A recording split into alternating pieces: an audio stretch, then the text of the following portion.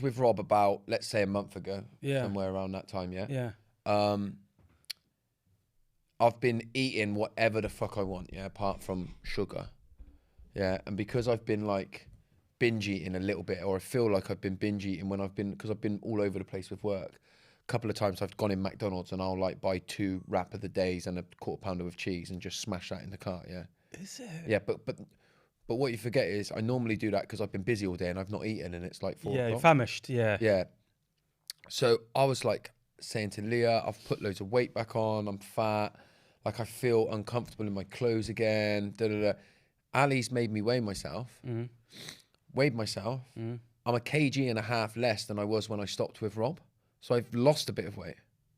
It's mad, isn't it? Yeah. And then, so because I realised I'd lost weight, I had to take progress pictures as well. Yeah. And in an instant, Yeah. because I'd seen my weight, I was like, fucking hell, I look lean. Yeah. I mean, I was taking these pictures. Oh, it's in your just switched reframe, mate. And since then, I've been like putting my clothes back on and thinking, fucking hell, man, I'm fitting my clothes again. Mad. Like, do you know what I mean? And all changed because... Yeah. It is really weird because I think I'm going through that in a little bit because I sort of fell, you know, when I banged up my foot, do you remember when Yeah. and I just sort of fell off the wagon after that and never really picked it back up. But I actually haven't like ate badly really, and I've been sort of maintaining.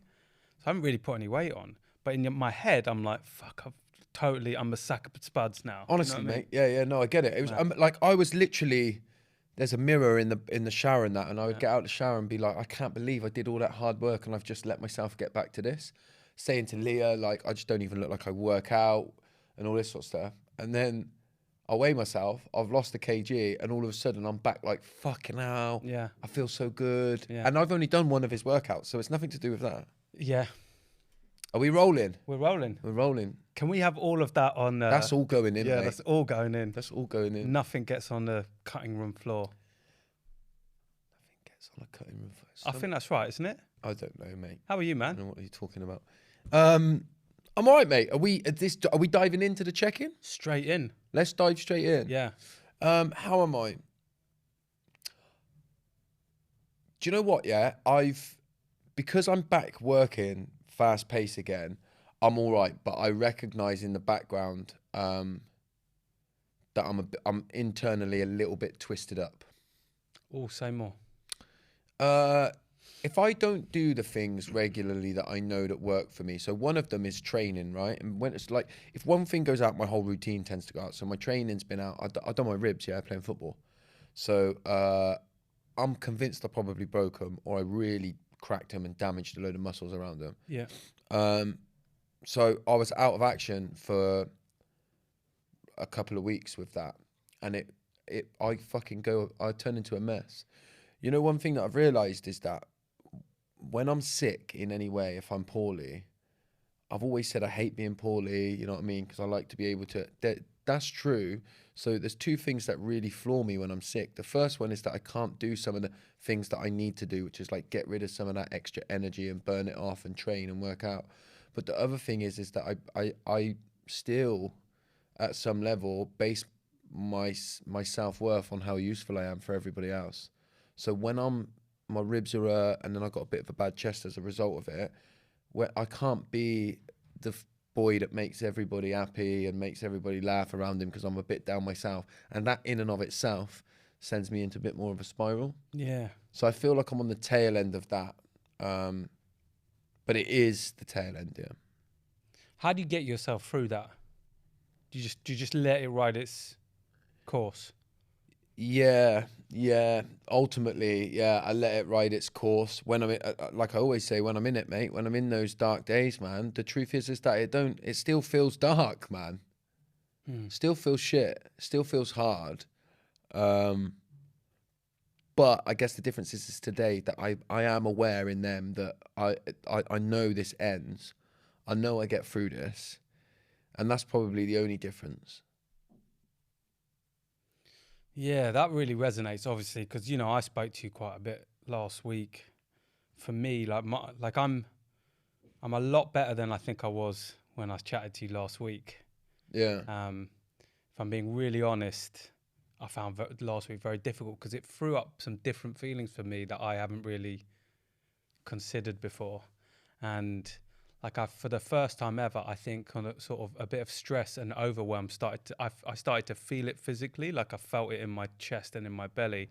And that felt like quite new because normally I just keep going and keep going. And I think it was a perfect storm of a lot of things. Like there was a lot going on at work, and that sort of spilled over into home because there was sort of connected stuff.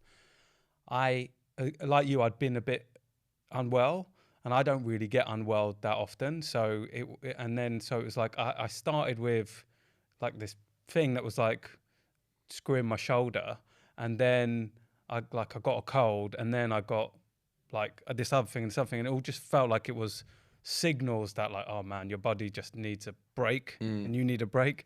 But I just keep going. A lot of people. I'm no martyr. I mean, I'm not unique. You just got to keep going sometimes.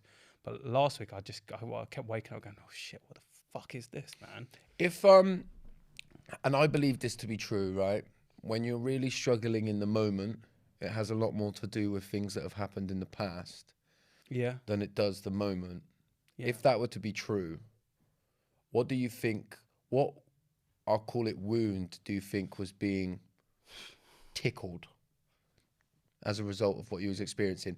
Bearing in mind what I've just said, so like when I was poorly, it was I feel like I can't be as useful as I need to be in order to be likable and lovable. I mean, I think it was, there was a lot of fear of failure around, like swirling around last week, just because there were very big decisions that needed to be made, very big conversations that were happening around the business, and don't want to talk too much about that, but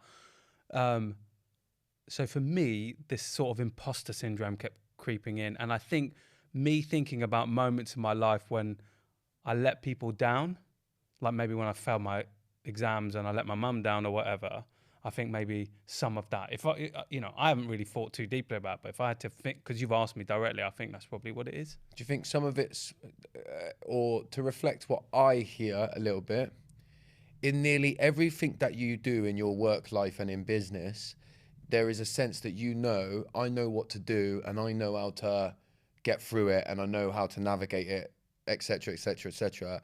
The situation that you found yourself in, there was a certain amount of unable to very clearly be able to say, I will do this, so that won't happen.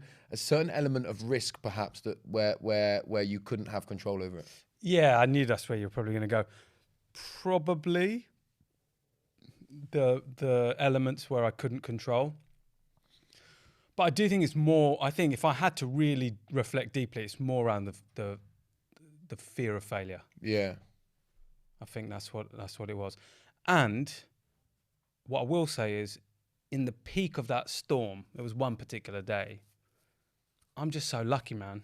Like I called you, I spoke to John, I actually spoke to Chris later in the day, I spoke to Guy, I had my sort of, family around me. And it was just such a blessing to be able to just say, look, this is what's going on. I'm being real. This is what's going on. Yeah. And actually to come through that day, it was probably much easier for me than other people would find it, because they don't have the same circle around them, or they haven't cultivated the same circle around them. I think that's really important. You've got to get your people around you. And once you have your people, feel like you can go and talk to them and that they'll listen without judgment. Yeah, man. That's so, like, it's such a blessing. And that goes to show you, doesn't it, the value in the people around you. One of the biggest things that I talk about in all of, the resilience work that I do, is to remember that having people around you and being able to draw in support is the biggest act of resilience going. And like in a lot of cases and in a lot of people's thought processes, they think the very act of getting help and support is failure, right? Yeah. Which it isn't. Yeah. Like, it is, getting the help and support is the act of strength and resilience. Yeah. There's also, I can sense a shift in me, because even when we started doing this podcast, I wouldn't have talked openly about what was going on with me privately on this podcast. I've opened you up like a tin of tuna over the years, mate. I'm glad you picked tuna, not salmon. I'm not a tinned salmon kind of guy. Tuna? All day long, man. What, not salmon? Not feeling the tinned salmon. Just only tinned, though? I like salmon, just not the tinned variety. What about, like, sardines and that? Nah, son. No? Nah. mackerel, none of Yes, mate. that. No. Yeah. You can get them with like the hot sauce in them as well. Ugh, nah, just Good with I a can little only bit of deal rice, with mate. tinned tuna. That's it. And steak, not chunks. You get more for your money. What is tuna? What? So it's a steak in a tin. It's just I don't know. Yes, I understand guess, what you mean. Yeah. Reminds me of cod roe though. Does it?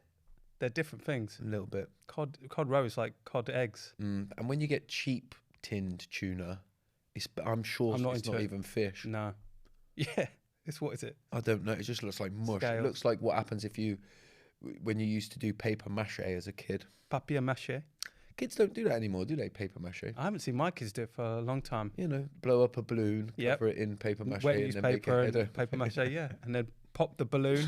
Yeah, man. Paint it. Yeah. I'm doing paper mache. We with the should do kids. that one day. Do you know what game I was playing with my kids yesterday? I have no Have you idea. ever? No, you don't. I'm about to tell you. Have you ever played the game where you all take it in turns? You draw a head, and then you leave a little neck hanging out, and you fold the piece of paper down, so nobody can see. There's like 3 or 4 of you sat down. You all draw a funny head, then you fold it and leave a couple of lines for the neck, and you pass the paper around. Then everybody draws a funny body, and you leave a bit for the legs, and then funny legs, and then you leave a bit for the feet and funny feet, and you keep folding it around and passing it around, so that at the end you've got a completely folded up bit of paper, and then you unravel it, and you've got all these like a different head on a different No. body on. Sick game, isn't it?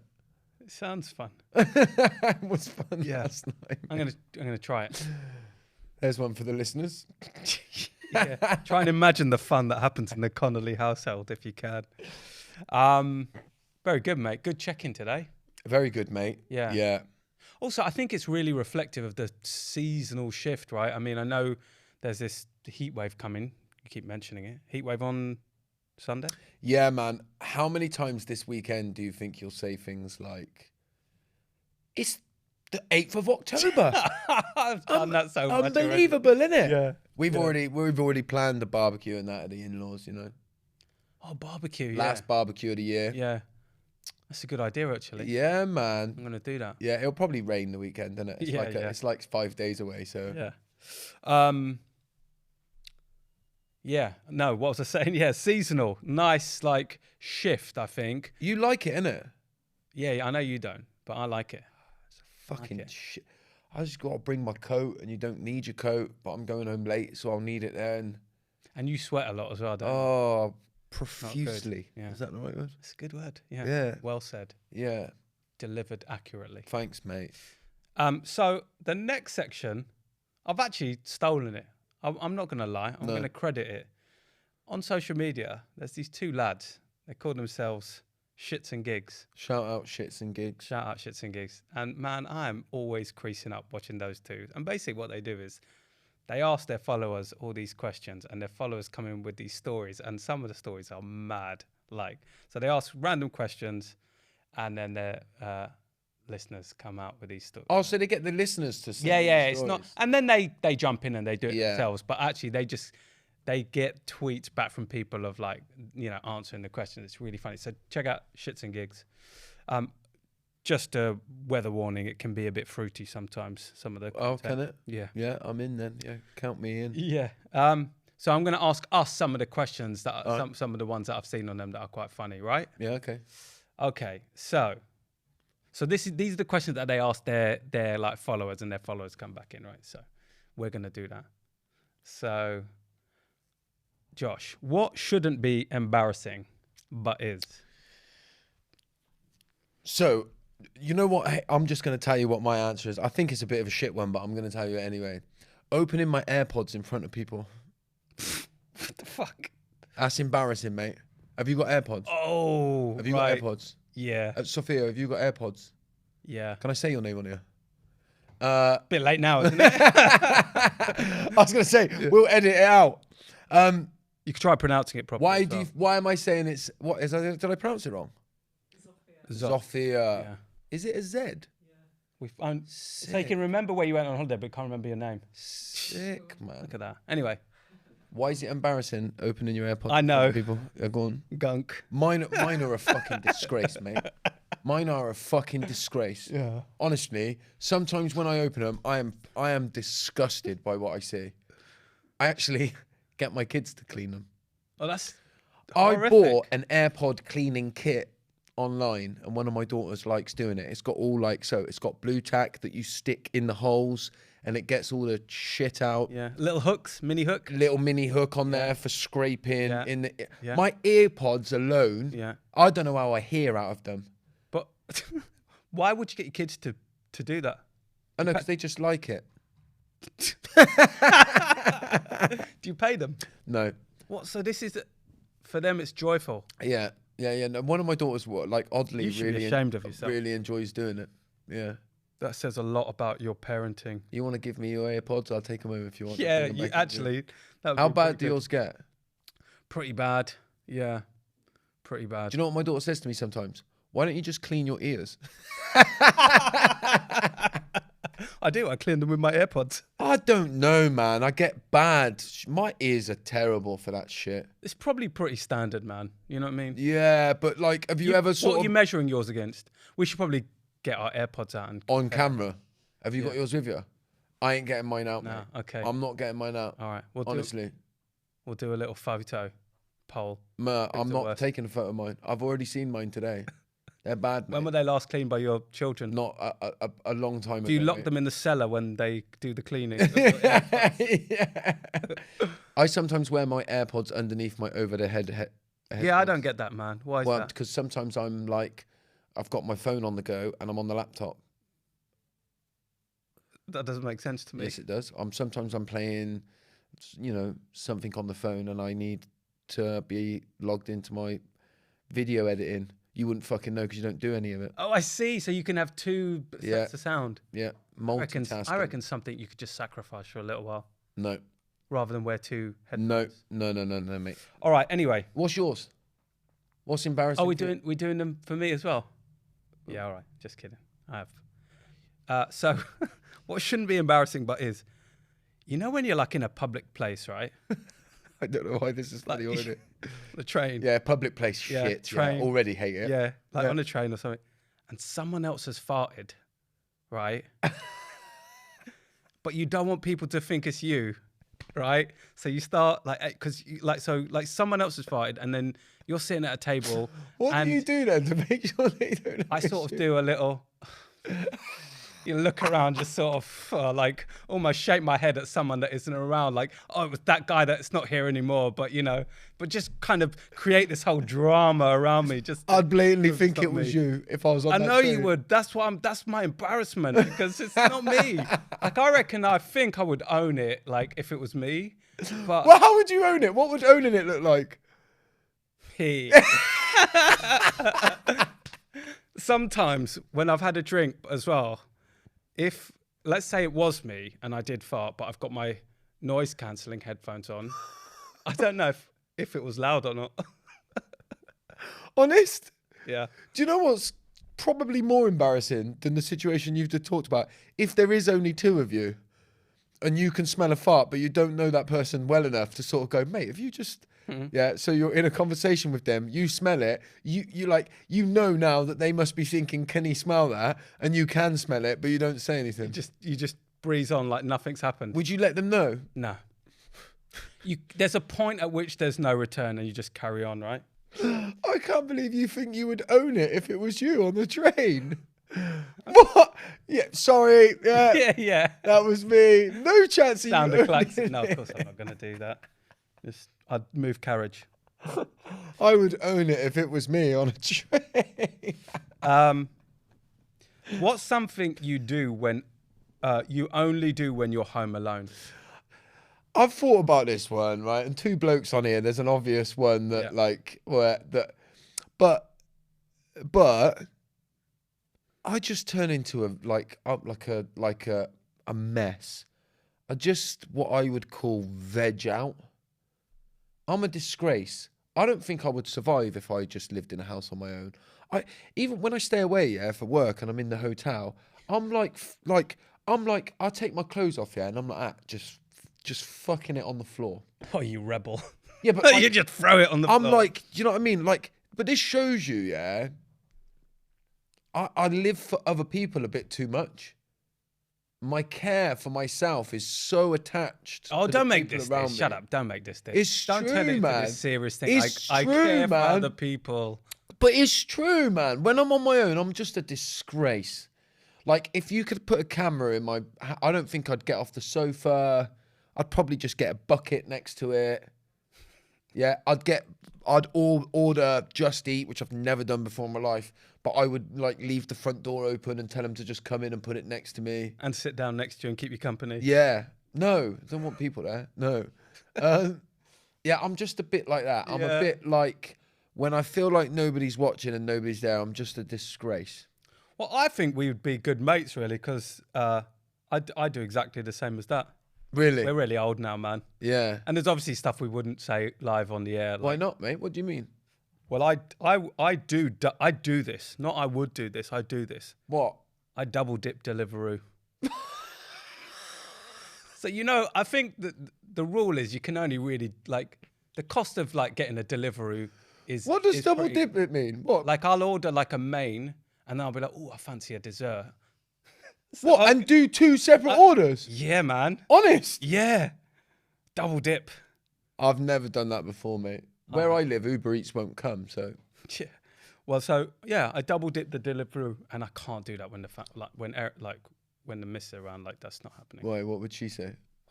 You can't do a second delivery fee. Are you mad? But yeah, the same thing happens to me, man. Like, so every summer they go to Ireland for 2 weeks, and I'm left to my own devices. And I basically, in the heat of summer, I pull the curtains during the day, and I just basically stay indoors. Do you? Double dip Deliveroo. Does the same Binge bloke watch. turn up with it? No. Oh, because that Different friends come and visit me at different times. Do you get dressed? Yeah. Have you got a dressing gown? I do. Fuck off, have you? Yeah, I do. What's wrong with a dressing gown? A smoking jacket. What is it, silk? Honestly, do Kimono. you wear it at home? I have a kimono. What, do you? No. Do you wear a... It's a toweling robe. Do you wear it at home? Where else would I wear it? In the park. No, but like, what? You put a dressing gown on and that and come down in the It's morning? not consistent. I don't wear it every day, but some days I'll hop out of bed and I go, well, it's a dressing gown kind of morning. Oh, the thought of a dressing gown, Why? man. It's a toweling robe. No, why would you want like the feel of a towel on you all around your neck? It's not really towel. It's more quilt. What is it? It's quilt vibes. Yeah. I think you're missing out on life. Nah, mate. Just a pair of shorts. I'm good, man. In the winter when Yeah, you're on turn the heating up then. Oh my god. What? If not, we don't all have reams of money. Like you do, mate. Layers is what we need to do in the winter. All right. What's the biggest lie you're still telling? Oh, see, mate, I fucking thought about this one, and the only one I've got for you is deep, and you've made me feel like I can't do deep. Oh, come on, No, we're not doing deep. No, let's have a deep one. What's the biggest lie? What's yours? Tell me what yours is. Okay, so I think I'm gonna. Actually, I don't think anyone's gonna care now. But at the time, I don't care. I think can tell you now that I don't. you care. wouldn't, or you don't. No, I don't care about what I you're ain't gonna about say to it then, am I? No. So, when I was about 23, I worked. A long time ago. Yeah, Yeah. it was a long time ago. I worked in a team, and basically, I moved into this team, having been made redundant from my previous job. It's all part of the same company. So I'd let go of my previous job and moved into this team, and it was only ever going to be like a 12-month temporary role. It kind of extended to about 15 months. And I got on really well with the team. They really looked after me. We were like really, really, really tight and cool. And my boss worked really hard to get my job made permanent. But I was also due for that big lump of redundancy payment, right, that I had from my old job. And I needed the money, but I didn't have the heart to say I didn't want the job. So basically, I made up that it was always my lifelong ambition to go traveling around the world. So basically, I made this big lie. Yeah, I'm going to go to I feel shit talking about that, but I'm going to go to like New Zealand and this and that. And I had no intention of doing it. I just needed the cash. Oh, so you came up with a proper elaborate story about New Zealand? Yeah, like a big... Yeah. You're a disgrace, man. Yeah. It was a long time ago. Yeah. I needed the money. I was kind of in like a bit of debt as well. All right. And then, but I really loved the team, and I didn't have either the maturity or the heart to say I don't want it and I need the money. So I just carried on this elaborate lie. And then I sort of carried it on even after I left, even though I had taken on a job. Once I left that company, took the money. So you're like, you know, on FaceTime to unpacking a bag and that. Yeah, not quite that, but I was like, oh, there was always a reason why it didn't happen, and I'm going soon, and and they just fizzled. Do you think any of them, are you connected with any of them on LinkedIn? I yeah. fucking hope so, man. I'm going to put that bit of content on and tag you in it. Please don't. I'll tell everyone your lies. Yeah, so what's your deep and meaningful lie? No, I'm not going to do it because I think it's going to ruin the feng shui of Okay, good. of where we're at. Good. All right. What's the most inappropriate time you've laughed uncontrollably? I mean, I'm a sucker for this, mate. I laugh. I tell you when. I fucking tell you when. This is a good story, right? So, at my brother's, his son, my nephew, was christened, yeah, at a church, yeah. So I was there with my wife. So the baby, his boy was very young, yeah, like a baby, you know, just a baby. And the vicar was a woman, yeah, a lady. And she was carrying the baby like that over to do whatever she wanted to do with it. I kid you not, she's like stood on her robe or whatever it is that they wear, and she gone over. But there's nowhere to grab because she got the baby, so she's gone over. And like twisted in the air, fair play to her, to save the baby. But she's just, boom, hit the deck, not moved. The baby's not cried.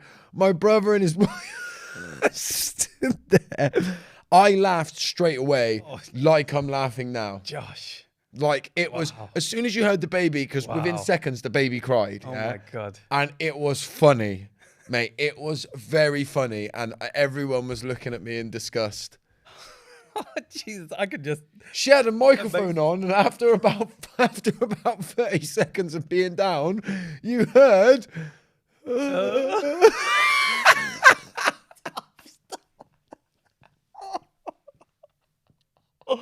Oh, no, you're so wrong. But you know where everyone in the church, yeah, went silent. You heard her, and then everyone went quiet, and I was proper, like, snot coming out of my nose trying not to laugh because it was funny, man. Oh, mate, I don't think I could top that. I can't top that.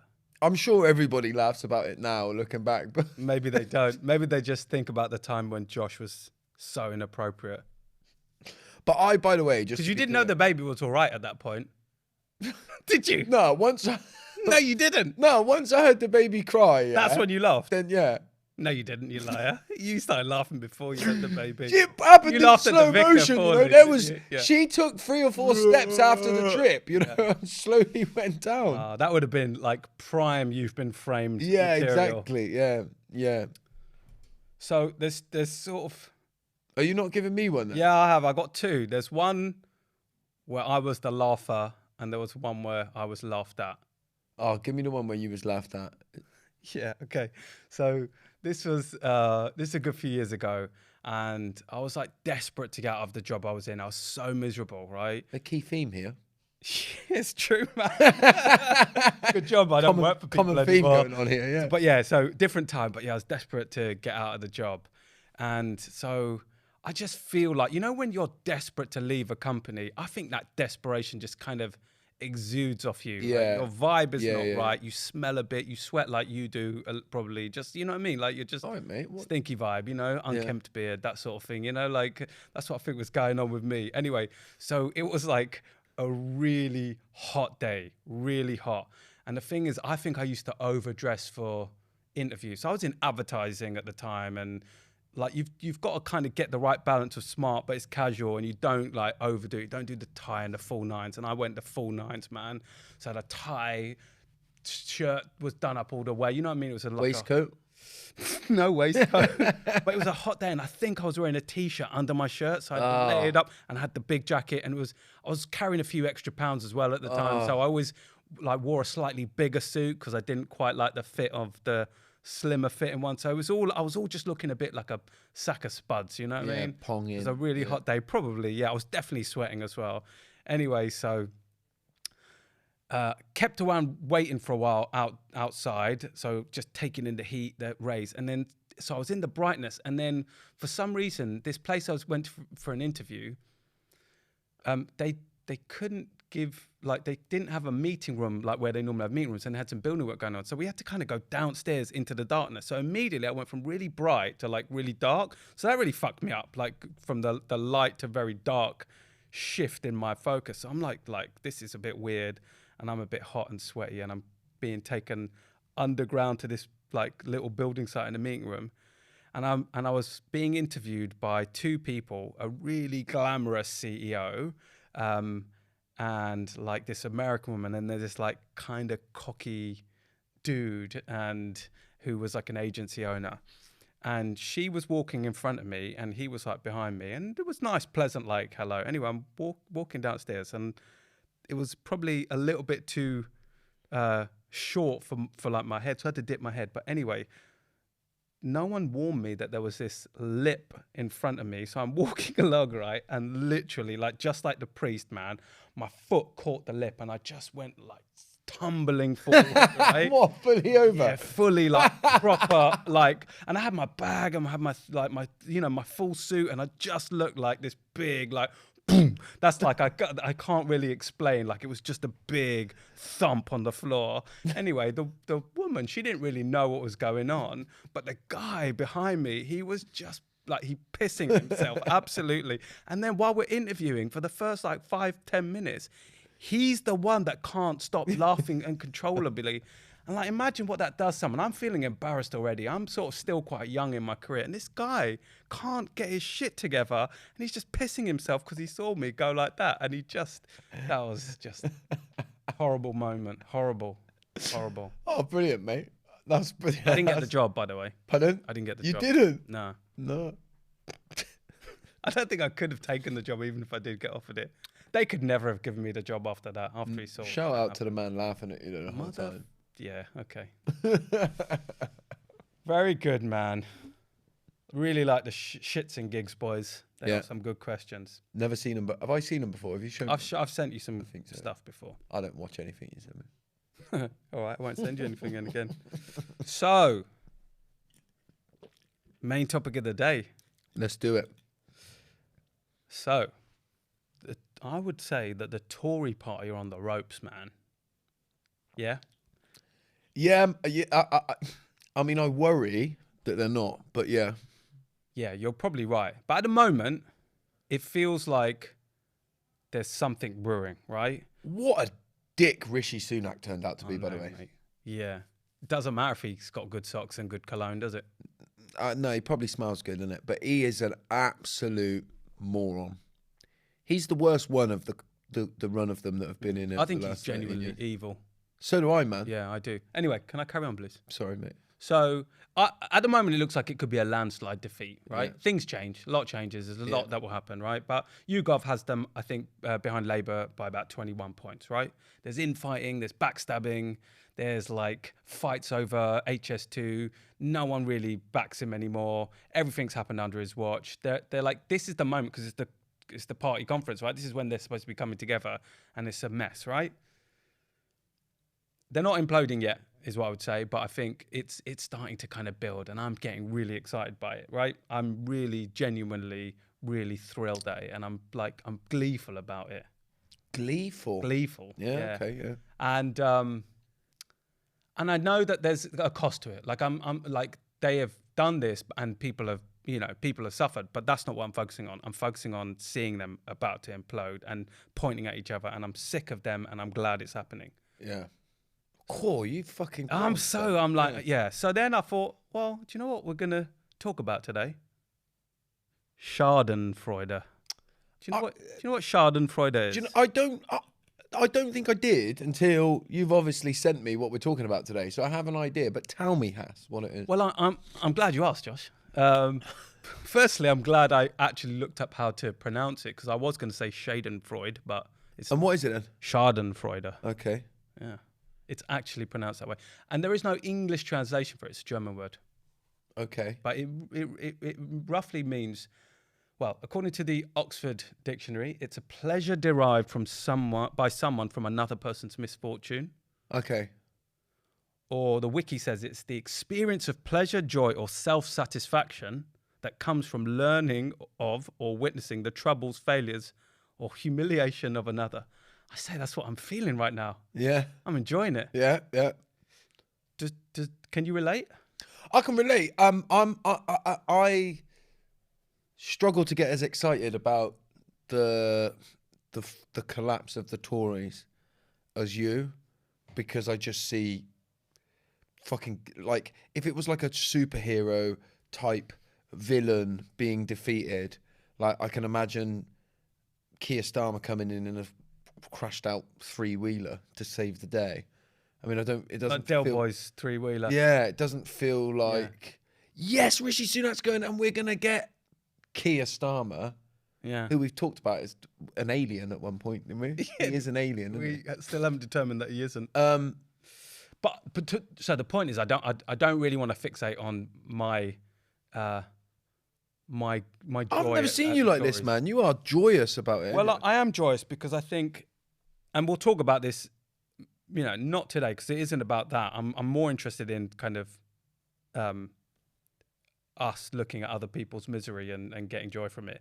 But like the reason I'm joyful about it is because I'm absolutely sick of them getting away with it and the impact that it's having. It isn't mutually exclusive that poverty is up under them at record heights, that there is like Knife crime. Yeah. That there is lack of like children's support services that has a knock-on effect. You've got divisions that are being stoked up by that party within their own people. Like they're blaming immigration on things that actually are just because the Tories have cut services. You know what I mean? And so I'm sick of it. And I don't think, that the alternative gives me a lot of joy, like you said, but we need an alternative. So that's what gives me joy. Yeah. No, by the way, what I'm just interested quickly, in, when's the vote? When do we get to? It'll be May next year, I would say. Oh, it is that soon, is it? Yeah. Okay, sweet. So what I'm keen to know, and what I believe our listeners would probably be keen to know, is when do you get joy from other people's misery? Well, I guess the Vicar's a good example, yeah? What you just hate clergy? Yeah, any religious people. No. I do like to see, my favourite type of humour is the office humour, yeah? So when somebody's left feeling really awkward in a situation, that will really make me laugh. In real life as well as not just TV. Man. Yeah, no, not just TV. Give us an example. What, of a real life time it happened? Well, the you falling over and somebody laughing at you in the way that cracks me up. Yeah. I think that's hilarious. I just think I would find it very difficult not to laugh in the same circumstance. I have to say that. What? Because when I was thinking about it, yeah, like I watch a lot of with the kids, like Scare Cam. You watch that? No. On YouTube? No. When people get made jump and then they like jump out of their skin and it's caught on camera. I've seen a few of those, like if they might be watching something on screen and then something will flash up like a horror, or like they set a camera up and then when the person comes home they jump out on them and make. Oh, right, yeah. So I like shit like that, and I like fails. Do you ever watch that? Epic fails on YouTube. Yeah. Just people failing, falling over and shit like that. Yeah. And then football's another obvious example. Yeah. Like Liverpool. I fucking love seeing Liverpool. On Saturday, what happened to them? Anytime, I love seeing them mess up. Yeah, I love seeing them mess up. But I don't know how much it comes into my life outside that. I feel like it's lit something in you. So tell me areas I was curious about you because I think you do. Like when you see stuff on LinkedIn. Yeah. When you see stuff that you don't like on LinkedIn. I fucking hate LinkedIn. See? I'm telling you, I hate man. LinkedIn. But man. tell us some of the stuff that when you see people failing. What? No, I hate the posturing on LinkedIn. Yeah. I hate the posturing. Would I get glee if the people, you know, the common, what's the word? The regular people that do it, that are really like up their own ass. I fucking hate, right, on LinkedIn, my worst thing that I hate, I don't mind people that are confident and that are arrogant. Be confident and arrogant, right? I hate the real, and I'm guilty of doing it, yeah? But the humble brag, right? Like every now and then, everyone needs a bit of a humble brag. If you're a little bit awkward and you don't know how to talk about things that have been good in your life, I get it. I don't mind the odd humble brag. But some of these motherfuckers on LinkedIn, yeah, they are. It doesn't take much to wind you up, They does are it? humble bragging every day. Every day. What's a humble brag? Just like, I just, you know, it's so amazing to like have a standing ovation from another international audience. And like, you know, I don't like to talk about it. Well, you fucking, that's all I see you do, man. Yeah. So I'd like to see them like, actually, I don't think, I actually think I enjoy more being pissed off by them. Yeah. Than I would seeing them fail. Yeah. I don't know if I like to see anyone fail. Actually, no, I like seeing. Are you enjoying this monologue by Josh? Well, I've asked you twice to give me some shit, and you got nothing for me. No, I'm waiting. I want you to give me an answer. What's the question? When do you get joy from other people's misery? All the time. Yeah. Any adult misery, I'm happy. If it's down. a child, Yeah. I'm a bit like that. If it's a child, I don't want to see it. No, it's not true, man. You give your children misery all the time. You make them clean the wax out of your. They like Airpods. Cleaning the wax. That's what they. That's what like. you tell yourself. You kick them out the fucking living room while you watch something on TV, mate. Oh, you need to let that go. Line of duty is like that's sacred. In the line of duty. In the line of duty. So, I like to see my mates get embarrassed. Yeah. I like to see my mates get embarrassed. I enjoy that. Like what? Like me falling over. Yeah, anytime, man. Yeah. Yeah. And like any time, I really don't mind that. So there's a sort of a little bit of love there, a little bit of affection sort of thing going on. Yeah, isn't like banter that a little bit? I think we sit. So let's pull it back from you. I think we like it when celebrities fail. Like it's common in our culture, isn't it, Yeah. to build someone up and then yeah, like oh, you've got too big for your boots, so yeah. There's something around hero worship there, though, right? Yeah, We like build these. We build people in the public eye up, like put them on a pedestal, like they're completely faultless. Yeah. And then as soon as they have a fault, they'll just get struck off and cancelled and like, oh my God, I can't believe that they would do that. When we're all capable of some terrible stuff. We're all capable of things that are not very nice. True? True. And we've often talked about this, right? It's like certain people in the public eye are held to a different standard than we hold for ourselves. Yeah. You wouldn't hold anybody else to that sort of standard. The thing about this schadenfreude, you like the word, don't you? I do, man. Is it SCH? Yeah, it's German. Is that it's not usually reserved for like innocent people. It's kind of when people that sort of deserve it, it happens to them. That's the point. That's the point of view on it. Okay. It's not just like some poor innocent guy who's gone for a job interview and he just has a bad day after he's worn a suit and it's really sunny and he falls over. Yeah, but no, I enjoy that. I enjoy that probably more than somebody who I dislike. Yeah. If Boris Johnson did that, I wouldn't really care either way. What if he fell over? Yeah. You would laugh because he was, there's a lot of Boris to fall over. Rishi's worse, man. I think Rishi would float if he tripped up. He's just. I reckon he would skid, like slip. It'd be like a fish. Sliding. No, it'd be like a fish. Like he'd fall over. You wouldn't be able to pick him up. Yeah. Because it'd just be like. Yeah. Just slippery, horrible. Yeah. Always wriggle his way out of anything. That's a really good analogy. I can really see that happening. Every time you try and catch him, he'll just slip away. Just goes again. And he's got like a little, You know, like, you he's got a just little evil laugh as well.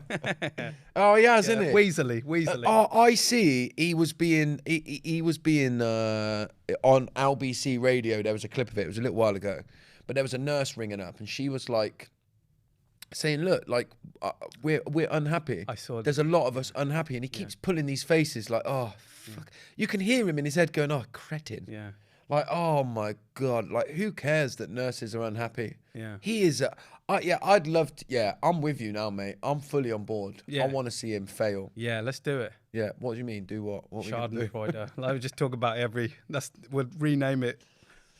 But then we got to deal with Keir Starmer coming in afterwards, by the way. Oh, look, I'll deal with him. What I'll deal with him. What are you going to do? We'll just unmask him as an alien. What about you, mate? Come on, I know we're running out of time, but I want something from you. You're not, like you brought this topic here. Well, Other than Rishi Sunak, name me an occasion when Schnitzenheider, whatever it's called. Pork schnitzel. I like it when arseholes fail.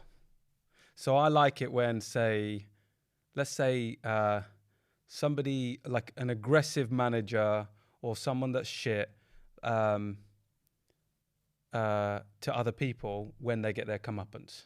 Yeah. I really like that. And I'm not trying to be like, put myself on a pedestal, but a lot of what I do, like as a bit behind the scenes kind of support of people is people often kind of lean into me because of my HR background. Yeah. So if someone's getting like bullied at work or if someone's getting pushed out at work or something like that, I will like, often they won't know that they'll have a very experienced HR director helping that other person.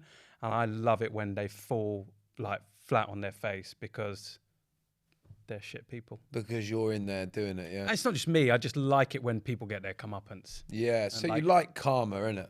I do like karma. You like when karma comes around. Yeah, karma chameleon. Karma police.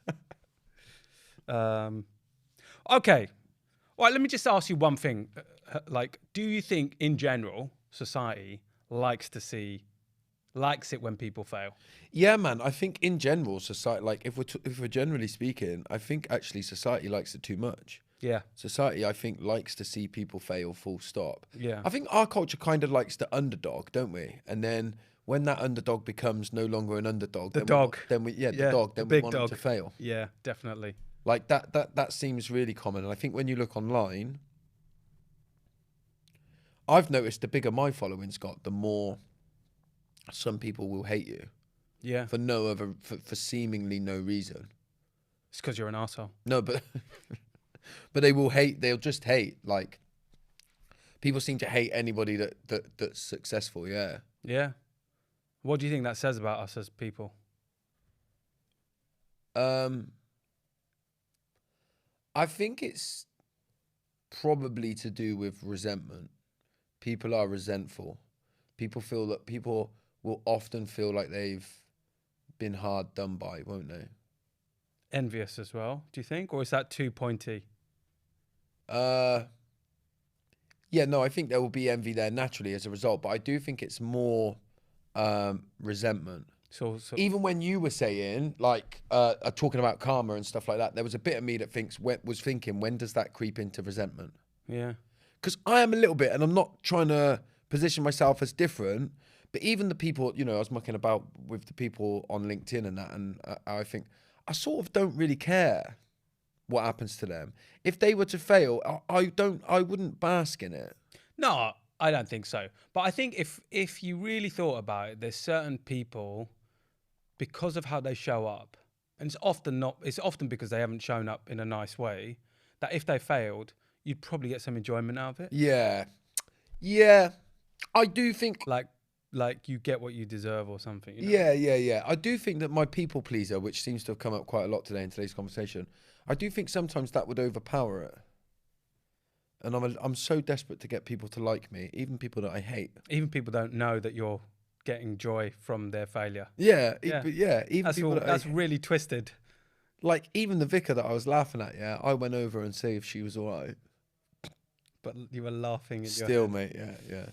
Mate, I've really enjoyed today. Yeah, good, light-hearted Fans. conversation. Yeah, actually. exactly. But it started off with a good check-in at the beginning, which Yeah. was quite deep, man. Yeah. Next time it's going to be a slightly different episode. It is a slightly different episode. Are we saying that now? We're going to be on Zoom. Oh, right. Is that what you're on about? And? Are we going to do the questions? Yeah. So we're going to put out to the social media, to our listeners, asking you to ask us any question we want, deep or funny. Yeah. Or anything in between, or deep and funny. Yeah. Bit like me. And me. I'm just deep. I roll deep. Yeah, all right, yeah. All right. See you next time then, Josh. Bye. Great. Are you doing the thing? Yeah. Ready? Are you doing an intro? I'm doing Yeah. an intro. All right. Today we are talking. Wait, mate. Wait. Why you got the microphone? Oh yeah. Why? I'm talking to the camera. All right. Here we go. That's fucked you up. No, it hasn't. Oh. Today we are talking about schadenfreude. Why do people love other people failing? I hope you're sitting comfortably because it's about to get uncomfortable. Bosh. Good. Oh, my back is sore, man. Right, I need to go. Yeah, you go. I'll get this sorted.